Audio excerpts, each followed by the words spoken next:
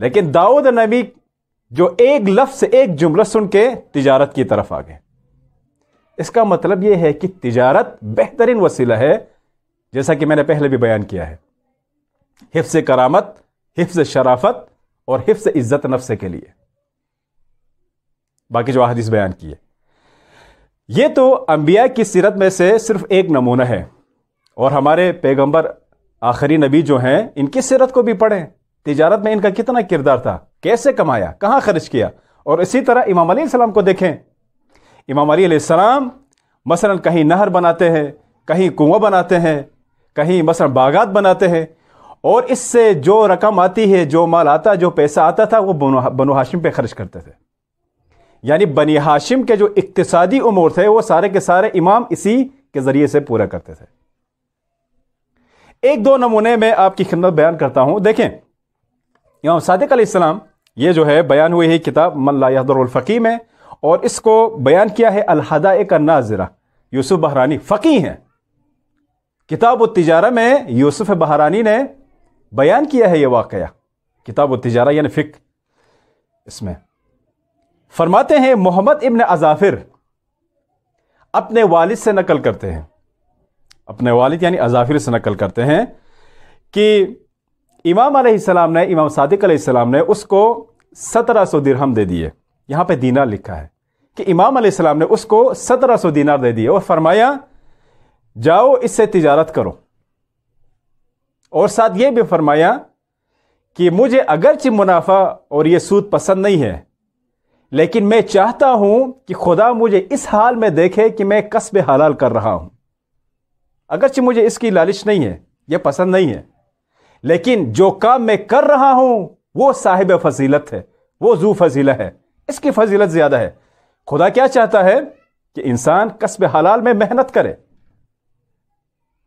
کہتے ہیں کہ اظافر جو ہے 1700 دینار لے کے چلے گئے، تجارت شروع کی. تجارت کرتے کرتے کرتے کافی منافع کمایا اور امام کے پاس آئے.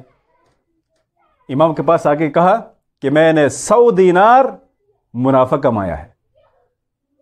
آپ نے مجھے 1700 دینار دیے تھے، میں نے تجارت کر کر کے 100 دینار منافع کمایا ہے. کہتے ہیں یہ سن کے امام بہت خوش ہو گئے. دیکھیں امام کی خوشی ذو معنی ہے. امام کی خوشی ذو معنی ہے. خوش ہوئے اور فرمایا، کیا فرمایا؟ اس کو بھی میرے سرمایے میں شامل کر دو. جو سرمایہ میرے پاس ہے اس میں بھی شامل کر دو اور تجارت جاری رکھو، اس کو روکنا نہیں ہے تاکہ سرمایہ بڑھتا جائے. کہتے ہیں جو اظافر تھا پھر دوبارہ تجارت کرنے لگے، کرتے رہے یہاں تک کہ وہ دنیا سے چلے گئے. جب وہ دنیا سے چلے گئے تو امام نے یہ مال کیا کیا؟ ان کو پیغام بھیجا، اس کے اہل عیال کو، کہ میرے جو 1800 دینار تھے، یعنی 1700 پہلے تھے اور 100 منافع ہوا تھا، فرماتے ہیں کہ میرے 1800 دینار یحییٰ ابن یزید یہ نام بتایا ہے، اس کے حوالے کر دے تاکہ تجارت کا سلسلہ نہ رکے. یعنی ایک شخص کے مرنے سے تجارت کا سلسلہ نہ رکے. دیکھیں امام یہاں پہ تجارت کو کتنی اہمیت دیتے ہیں. اگرچہ امام کو ان چیزوں کی ضرورت نہیں ہے، لیکن یہ جو کام ہے یہ ذو فضیلت ہے، یعنی اس کی فضیلت اور اہمیت زیادہ ہے. امام صرف اپنے لیے نہیں کماتے تھے، جو کچھ کماتے تھے تجارت سے وہ اپنے احیال کے لیے، اہل و عیال کے لیے، غریبوں کے لیے، مسکینوں کے لیے، فقیروں کے لیے، اور معاشرے کے اندر جو محتاج ہوتے تھے ان کی مدد کرتے تھے، نہ کہ صرف اپنے لیے. لہذا تاجر انسان جب مالدار ہوتا ہے، اس کے پاس دولت آتی ہے، قوت آتی ہے، قوت مال، اگر وہ صرف اپنے ساتھ مخصوص رکھے اور جو حق کے خدا ہے وہ بھی ادا نہ کرے، جیسے زکوٰۃ وغیرہ ہے یا خمسہ وغیرہ ہے، تو یہ معاشرہ ہرش مرش کا شکار ہوتا ہے.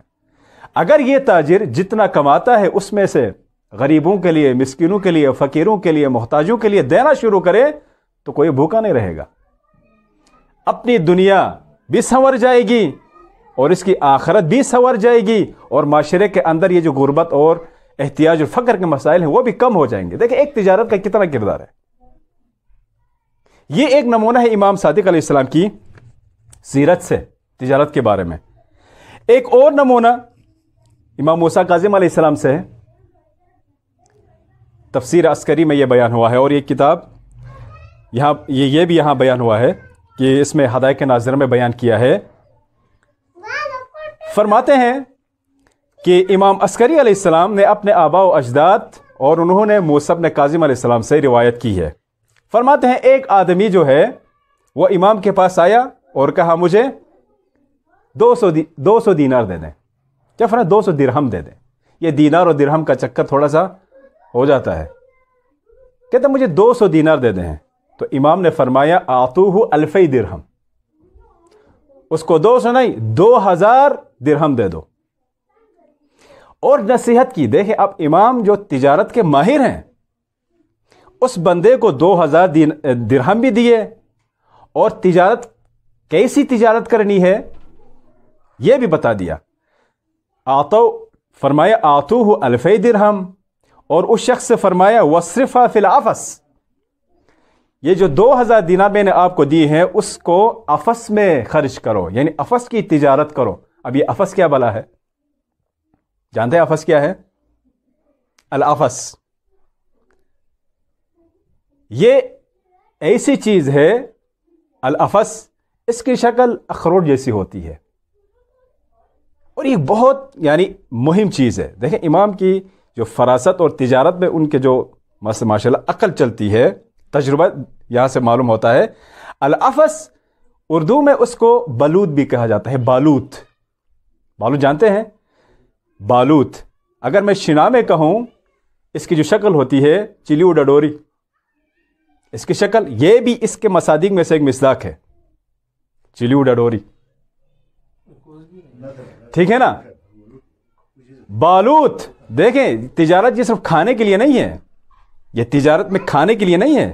اب یہ اس کی اہمیت کیا ہے؟ امام نے کیوں کہا کہ الافس وصرفا فی الافس، یعنی تجارت جب آپ کرنا چاہتے ہو تو یہ افس میں اس کو خرچ کرو، اس سرمایے کو، اس کی تجارت کرو.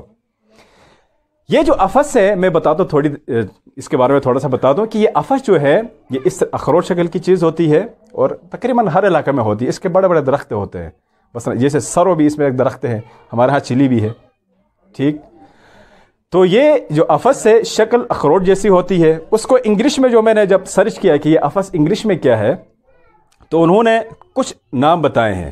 کچھ اس کے سائنسی نام ہیں اور کچھ جو عام نام استعمال ہوتے ہیں. ان میں سے ایک نام انہوں نے بتایا کہ گل نٹ نٹس دیکھیں وہ اخروٹ وغیرہ.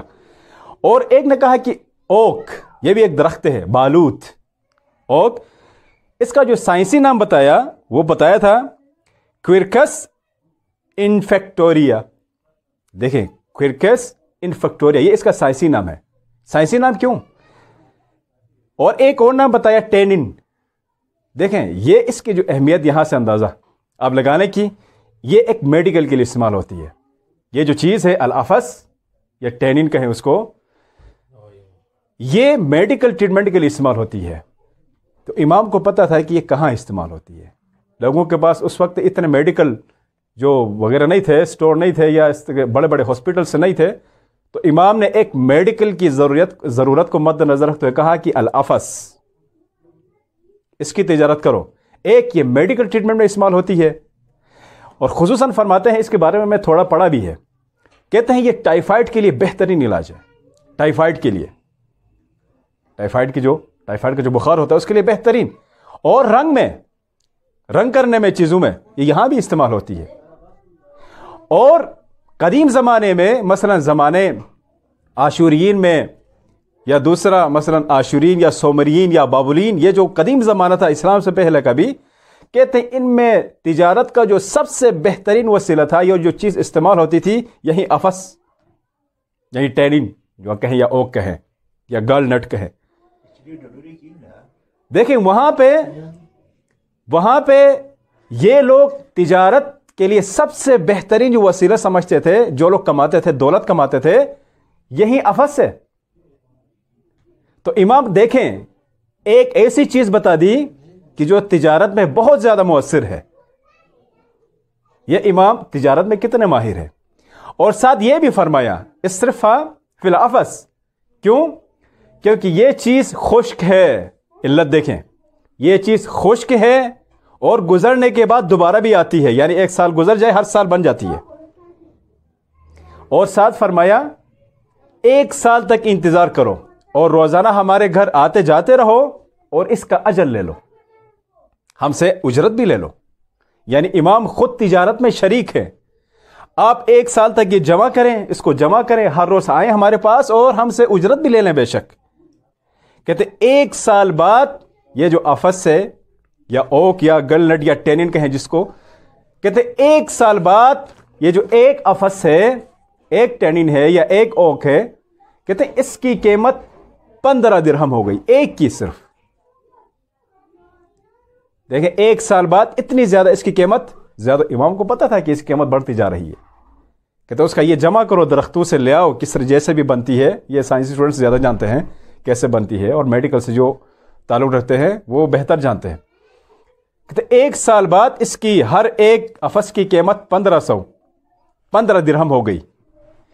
تو امام نے اس کو جو 2000 دیے تھے دینار، وہ فروخت کرنے کے بعد 3000 بن گئے۔ یعنی امام نے 2000 کی بجائے 3000 کما لیے اس کے ساتھ، یعنی خود تجارت میں شریک ہو گئے، اس کو اجرت بھی دیتے رہے اور یہاں تجارت میں شریک رہے اور منافع بھی کمایا۔ دیکھیں ائمہ کے پاس تجارت کا جو تجربہ ہے وہ ٹھیک ٹھاک تجربہ تھا امام کے پاس، اور بتاتے تھے اسی طرح سے۔